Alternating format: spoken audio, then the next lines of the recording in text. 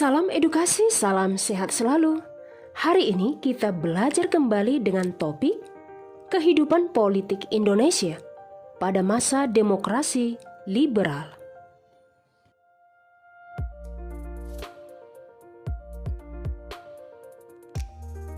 Tahukah Anda, masa demokrasi liberal adalah masa di mana sistem parlementer Indonesia masih mencontoh sistem parlementer Barat yang dibentuk setelah dibubarkannya Republik Indonesia Serikat tahun 1950. Masa demokrasi ini ditandai dengan tumbuh suburnya partai politik dan berlakunya kabinet parlementer.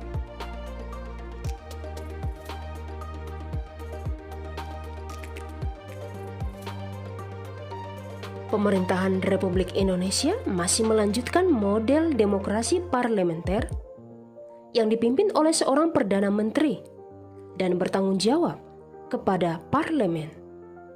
Sedangkan Presiden berkedudukan sebagai kepala negara. Seperti apa perkembangan kehidupan politik Indonesia pada masa demokrasi liberal?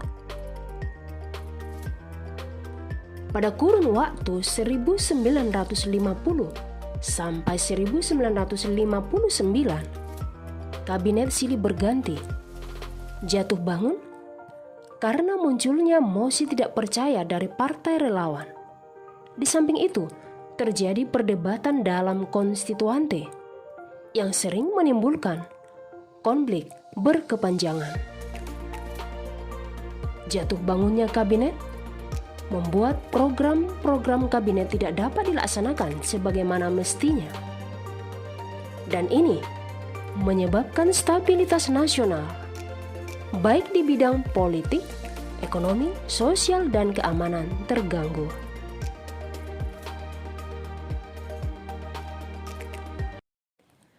Pemilu tahun 1955 merupakan tonggak demokrasi pertama di Indonesia.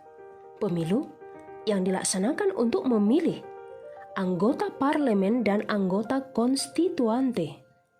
Anggota konstituante diberi tugas untuk membentuk Undang-Undang Dasar baru, menggantikan Undang-Undang Dasar sementara.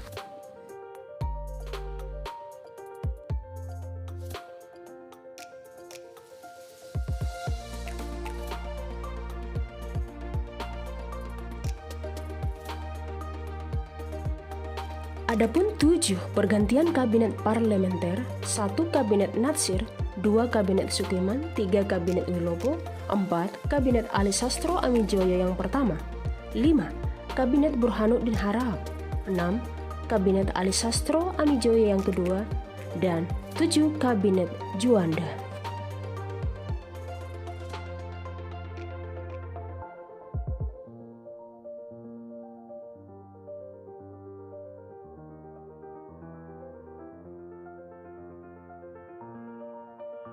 Program pokok Kabinet Natsir menggiatkan usaha keamanan dan ketentraman, mencapai konsolidasi dan menyempurnakan susunan pemerintahan, menyempurnakan organisasi angkatan perang, mengembangkan dan memperkuat ekonomi rakyat, dan memperjuangkan penyelesaian masalah Irian Barat.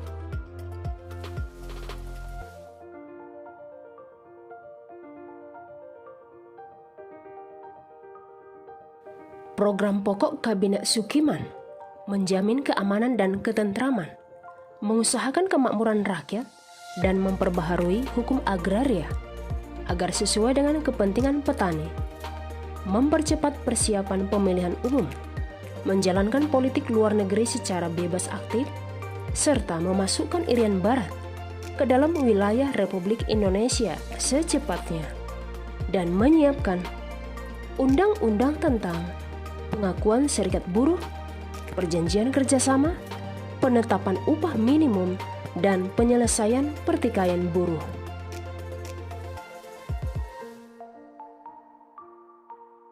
Program pokok Kabinet Wilopo, program dalam negeri, menyelenggarakan pemilihan umum untuk memilih Dewan Konstituante, DPR dan DPRD, meningkatkan kemakmuran rakyat, meningkatkan pendidikan rakyat, dan pemulihan stabilitas keamanan negara.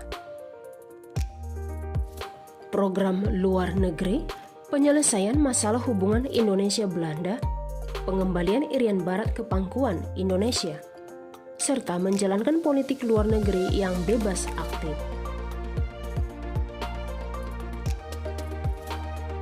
Program pokok Kabinet Ali Sastro Amijoyo yang pertama, meningkatkan keamanan dan kemakmuran, menyelenggarakan pemilu dengan segera, pembebasan Irian Barat secepatnya, pelaksanaan politik bebas aktif, peninjauan kembali persetujuan, konferensi meja bundar, dan penyelesaian pertikaian politik.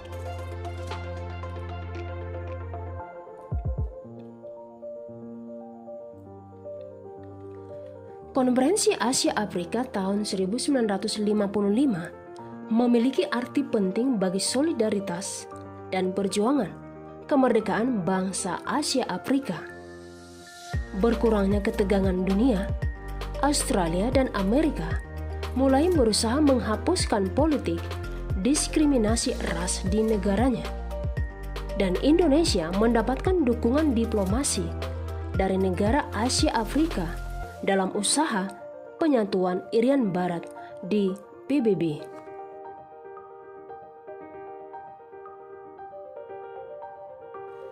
Program pokok Kabinet Burhanuddin Harahap, mengembalikan kewibawaan pemerintah, melaksanakan pemilihan umum menurut rencana yang sudah ditetapkan, dan mempercepat terbentuknya parlemen baru. Masalah desentralisasi, inflasi, pemberantasan korupsi, perjuangan pengembalian Irian Barat, dan politik kerjasama Asia Afrika berdasarkan politik luar negeri bebas dan aktif.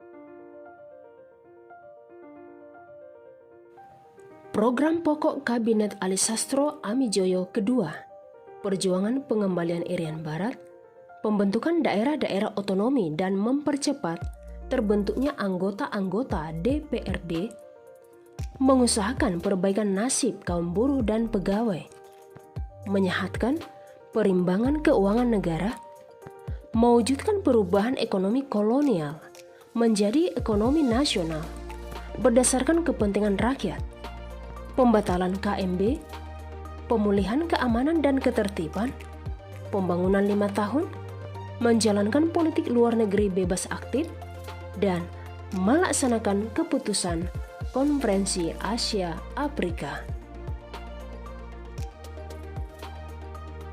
Selanjutnya, program pokok Kabinet Juanda, membentuk Dewan Nasional, normalisasi keadaan RI, melancarkan pelaksanaan pembatalan KMB, perjuangan pengembalian Irian Jaya, dan memperkiat atau mempercepat proses pembangunan.